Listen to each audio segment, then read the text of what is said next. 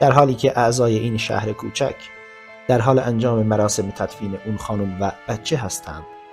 این خانواده کنار جاده میسته. پدر خانواده پیاده میشه که از اهالی این شهر بپرسه که راه خروج کجا هست. نزدیک اون افراد میشه، ازشون سوال میکنه، اما هیچ کس جوابشون رو نمیده و با بی‌توجهی از کنارش رد میشن. پدر خانواده سوال میکنه که چرا هیچ کس جواب ما رو نمیده، در این شهر چه مردم هم همچنان نگاهش میکنن. اونها به مسیرشون ادامه میدن، اونقدر ادامه میدن که کسی جوابت رو نده و به مسیرش ادامه بده. اونها یک بار دیگه بشن، اما در کمال ناباوری مجدد به شهر برمیگردند. این سریال همین داستان مرموز و جدید هست. این ایده جدید هست.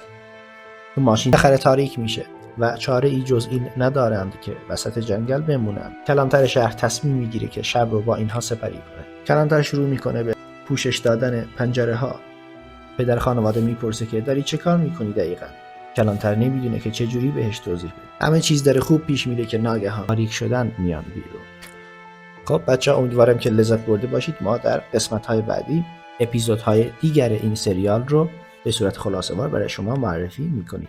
امیدوارم که از تماشای این سریال لذت برده باشید. اگر دوست داشتید این ویدیو رو، کانال ما رو سابسکرایب کنید. متشکرم.